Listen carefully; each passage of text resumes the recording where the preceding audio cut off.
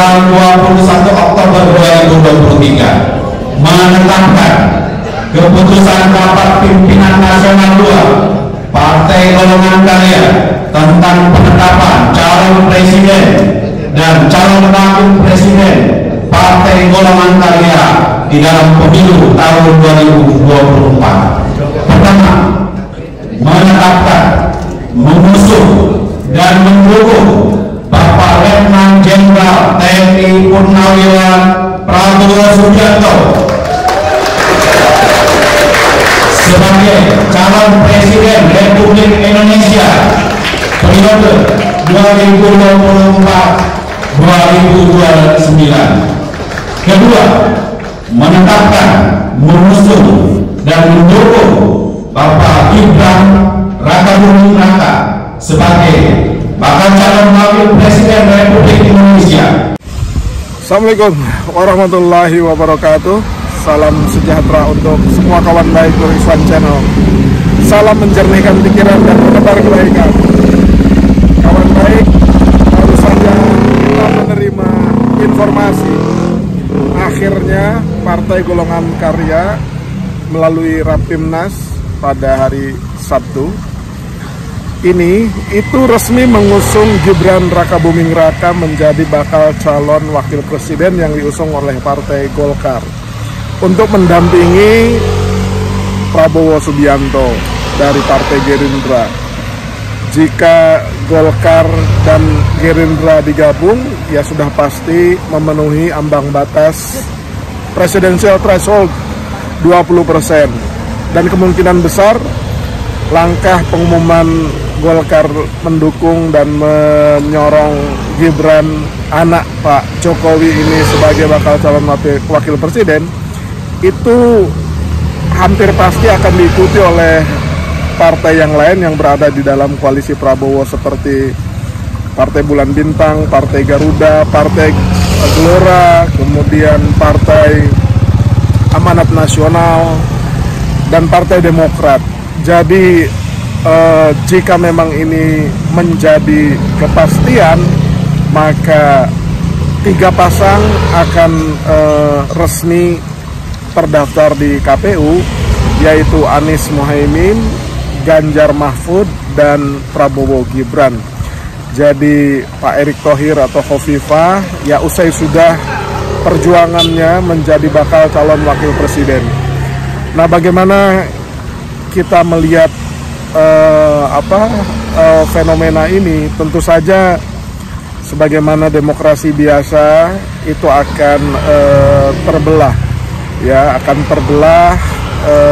Apakah masyarakat memang menyetujui ya dan mendukung serta akan memilih pasangan Prabowo Gibran ini? Di beberapa survei terakhir memang kecenderungan Prabowo Subianto sebagai bakal calon presiden ini menguat, biasanya saling mengalahkan dengan Ganjar Pranowo di urutan pertama dan kedua. Ya biasanya di beberapa survei itu angkanya itu antara 35, 37, 38 ya kan, di kisaran itu. Sementara Mas Anies di beberapa lembaga survei yang punya reputasi independen dan baik dalam penyajian data, Mas Anies memang berada di ketiga dengan rentang antara 22 sampai 28%. Meskipun demikian ya, orang tetap melihat, pengamat melihat, lembaga survei melihat memang belum ada pasangan yang dominan dan kuat. Artinya 3 pasang ini masih memiliki kans, ya, masih memiliki kans untuk bisa masuk ke putaran kedua, dan ini saling berebut dan hampir dapat dipastikan prediksi kita itu mungkin bisa 2 putaran, kecuali ada momentum politik yang besar yang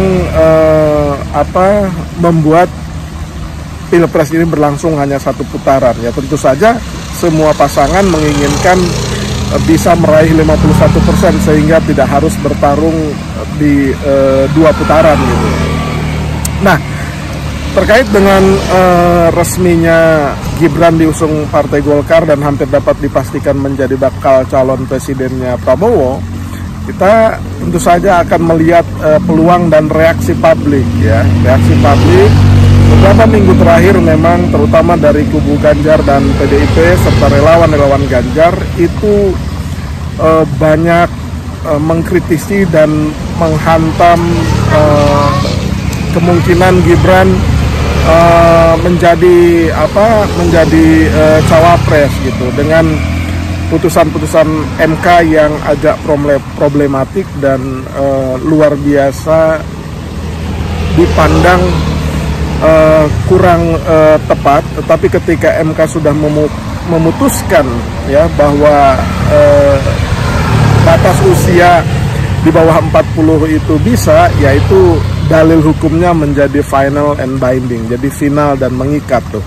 Jadi semua pihak ya ujungnya harus menghormati putusan MK tersebut regardless atau tanpa kecuali ya, kecuali mungkin ada keajaiban baru bahwa putusan itu ditinjau ulang gitu. Tapi kalau kondisi normal sepertinya ya Gibran akan melenggang menjadi cawapres. Dan yang kedua, ini menandakan ketika Gibran belum diputuskan, PDIP bermanuver dengan mengumumkan lebih cepat pasangan Ganjar, yaitu Pak Mahfud, di tanggal kalau tidak salah 18 kemarin tuh. Kemudian PDIP juga mengumumkan bahwa semua juru bicara tim nasional itu berasal dari kalangan muda yang sekarang ini menjadi kepala daerah.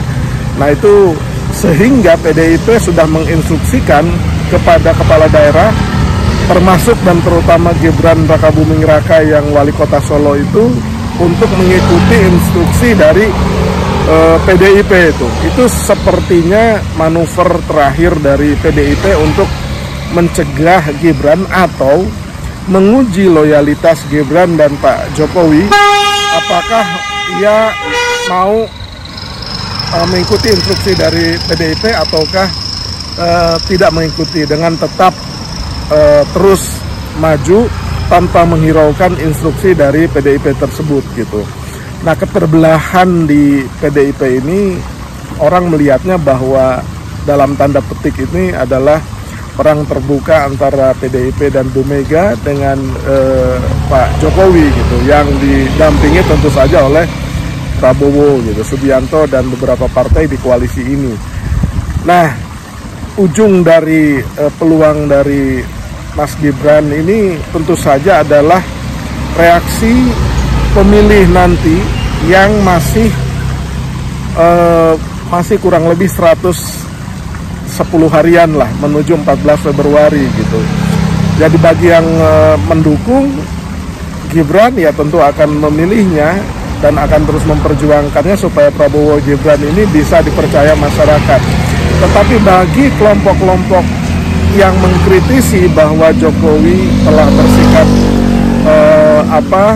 memaksakan anaknya tersebut, itu akan juga diejawantahkan atau dicerminkan kepada perolehan suaranya Gibran. Apakah Gibran ini mendapat dukungan masyarakat luas ataukah ya Prabowo ya saat ini mungkin salah satu capres yang kuat, tapi ketika memilih Gibran menjadi cawapresnya suaranya anjlok karena banyak orang yang sebenarnya berharap Prabowo itu misalkan dengan Hovifah atau dengan Erick Thohir. Sebagian publik berpandangan bahwa Prabowo jauh lebih baik berpasangan dengan Nahdliyin atau dengan Erick Thohir ketimbang memaksakan diri berpasangan dengan Gibran yang dianggap sebagai representasi Jokowi itu gitu. Nah, ini akan menjadi misteri berikutnya karena apa? Karena sebagian di antara mereka yang menyesalkan putusan ini tentu akan bermigrasi ya. Beberapa orang yang saya ajak bicara gitu, yang merupakan pendukung Prabowo garis keras ya, bukan di elit tapi di masyarakat, itu sudah menyampaikan kepada saya bahwa apabila Gibran yang dipilih ya mereka berpikir ulang. Tapi kalau di lapangan yang memang setuju dan pengagum berat Jokowi ya, dan juga pengagum beratnya Gibran, ya mereka akan tetap dan tentu merasa makin bersemangat karena Gibran yang dijadikan cawapres. Nah, nanti akan kita lihat dalam survei-survei, salah satu parameternya tentu dengan survei ya sensus terakhir tentu saja 14 Februari, tapi nanti dari survei-survei yang ada, bagaimana sikap pemerintah, kita ikuti semua tuh dinamika Pilpres melalui surveinya itu. Apakah memang representasi orang yang lemes karena Prabowo memilih Gibran, dan apakah mereka nanti akan bermigrasi ke Ganjar atau Anies ya, ataukah memang Gibran ini memang ada dukungannya gitu, karena orang melihat figur Prabowo dan figur Pak Jokowinya gitu. Nah, ini akan semakin penuh drama politik ke depan gitu. Kira-kira peluangnya memang masih sama kuat ini ya. Bagi para pendukung Prabowo yang agak kurang suka dengan pilihan terhadap Gibran, ya silahkan memutuskan bermigrasi kemana tuh. Jadi apakah migrasinya ke Anies ataukah ke Ganjar gitu.